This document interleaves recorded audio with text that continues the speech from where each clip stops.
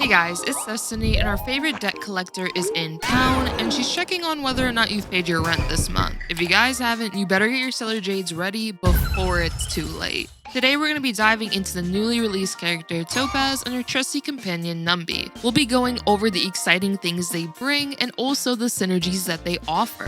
If you guys enjoy content like this, don't forget to subscribe and give a thumbs up to support the video. Let's get straight into the review. Topaz and Numby stand apart from our usual hunt characters. Instead of solely focusing on dishing out damage, Topaz has a unique ability known as Proof of Debt. If you weren't prepared with your Stellar Jade savings for her release, expect a reminder in your mailbox very soon. Proof of Debt is a unique ability that makes an enemy more vulnerable to follow-up damage, not only boosting Topaz's own damage, but also enhancing the damage of other follow-up attackers. This debuff can benefit any follow-up damage dealer, making Topaz a really valuable addition to team comps. Many, including myself, can honestly argue that Topaz can easily fit the role of a hunt plus mini nihility character because of the incredible debuff she brings to the table. The most remarkable aspect of Proof of Debt is what it does with Numby. When enemies inflicted with Proof of Debt are hit by follow-up attacks, Numby advances in turn order.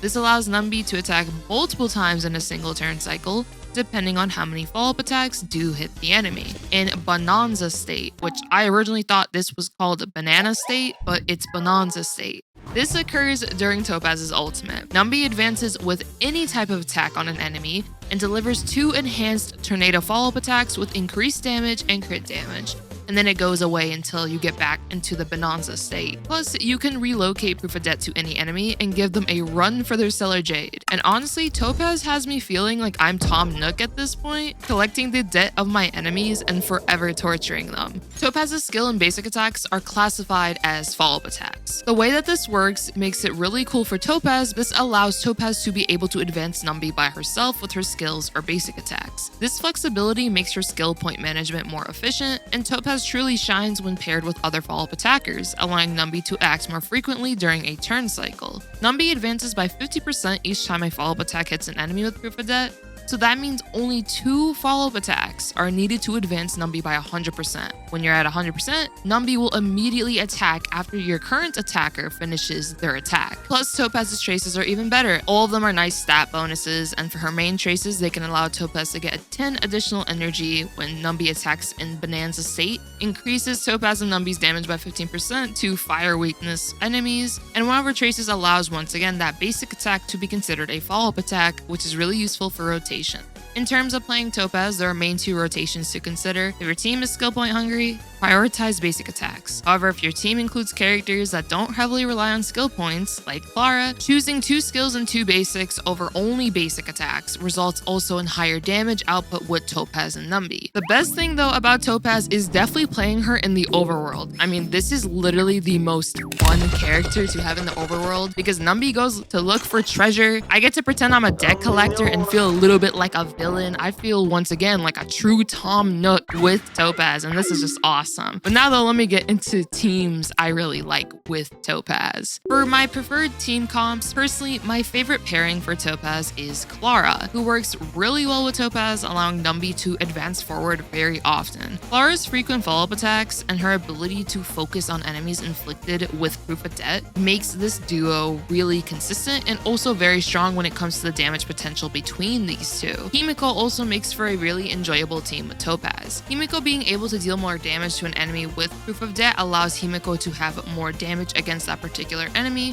which can be really good if you're fighting a boss enemy. And if you're up against a fire weak team, a combination of Himeko, Topaz, and Essa with the planetary light cone can amplify your team's damage, making a very strong and fun fire-themed team. Jing Yuan is another option to consider when using Topaz. While Topaz can enhance the follow-up damage of Lightning Lord, it's really good for you to be able to clear the mobs if possible, possibly with Jing Yuan's skill, to make very good usage of Proof of Debt, as then the Lightning Lord will mainly strike the enemy with Proof of Debt inflicted onto them, which is really beneficial for a lot of damage output. Other follow-up attackers can also create very fun teams with Topaz and Numby. For buffer characters, the most successful combination I have found is Asta and Ting Yuan with Topaz. Asta has the speed and attack boost, and Ting Yuan has damage and energy regeneration, which is really nice for Topaz. Asta's planetary light cone, as I've mentioned, is really important as it allows Topaz to get more damage, especially since Asta is a fire type and so is Topaz. Also, Asta being able to increase the speed of teammates allows Topaz to focus a bit less on speed and can actually focus more on attack substats and attack main stats. Ting Yuan also helps Topaz get her ultimate more often, which makes Numby shine. You can also use Ting Yuan's ultimate though on other teammates like Jing Yuan. This could be beneficial for a hyper carry-like playstyle. While a hyper carry approach with Topaz is possible, I personally prefer the secondary DPS style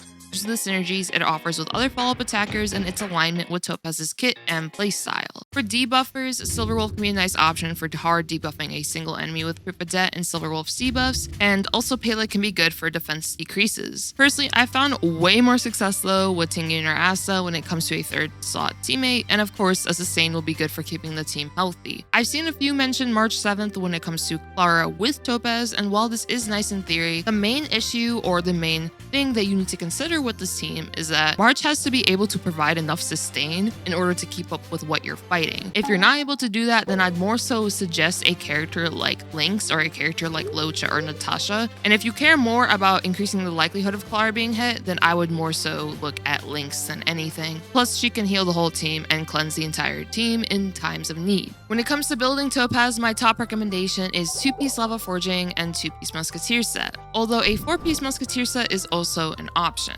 As for planars, Inner Salcedo is my preferred choice as it amplifies Topaz's follow-up damage. The space set is also another viable option. It increases her attack. And for stats, speed boots are ideal, but if you have Asta on the team, attack boots can be considered for increased damage potential. Ideally, you want crit damage body piece, but if you lack sufficient crit rate, a crit rate body piece can be good. High crit rate is really important for Topaz as each hit from Numby can potentially result in a critical hit, which of course will enhance Topaz's damage in the assumption that you do crit. As for light cones, I recommend her signature light cone, Worrisome Blissful, the free-to-play light cone Cruising the Stellar Sea from the Herta shop, and the 4-star gacha light cone Swordplay. Worrisome Blissful provides crit rate, follow-up damage increase, and crit damage for all teammates. Cruising the Stellar Sea is an excellent option for free-to-play players offering crit rate. Swordplay in particular is really good for Topaz at S1, but at S5 it's even better as it grants her massive damage buffs. It excels because Topaz will continuously target the same enemy with her attacks in Numby. The only downtime or downfall can be when you switch targets, which requires you to restart the damage stacking. Overall though, Topaz has a range of excellent options for different player preferences and situations. Now that we've gone over how to build and play Topaz, it's time to discuss her pros and cons. Think of this as the before you pull segment of the video. The pros of Topaz are really apparent in her remarkable potential for follow-up centric teams. She synergizes really well with characters like Clara, Himeko, Asta, and much more. She brings her own damage potential to the team and can operate as a skill point positive or skill point neutral teammate, and this flexibility allows her to mix skills and basic attacks or focus solely on basic attacks if your team is skill point hungry. But it is important to note that Topaz's true potential might not be fully there yet. She appears to be a character with immense future investment value. Current relics offer decent benefits, but no set feels perfectly tailored to her yet. And while her synergies are strong, using her requires you to remove a buffer or debuffer on the team that you may not want to remove. For example, on a Jing Yuan team, you'll most likely have to remove Asta, and instead of having Jing Yuan, Asta, and Ting Yuan with a sustain, now you have Jing Yuan, Topaz, and Ting Yuan instead. Of course, the damage increase will be nice, but now you have to ensure your Jing Yuan gets speed elsewhere rather than from Asta in this example. Overall though, Topaz is a great character. I feel like she's more for the future than anything, and once we get an even larger follow-up attack roster, or follow-up attackers, or maybe even follow-up supports, you never know, she'll have even more value. But do keep in mind, she is still awesome for characters like Clara, Himeko, and so on. Just real quick, I did want to mention Eidolons. They're definitely great considerations as they increase Topaz's damage potential by a lot, but the main Eidolon I'd consider if you do decide to consider them is E1, as it'll give another buff to our follow-up attackers, including Topaz, which is more crit damage, up to a whopping 50% when attacking an enemy who has proof of debt inflicted onto them. which now makes Topaz a Hunt, Nihility, and I guess Harmony character all in one. That'll be all though for my review and guide on Topaz, and let me know if you guys have any questions on our favorite deck collector. And if they are bad questions or you have not so nice things to say about her, you will once again expect a letter at your door. Make sure to subscribe though for more character reviews and guides, leave a like to support the video, and hope you all have a great one, and good luck on pulls if you do go for Topaz. Peace.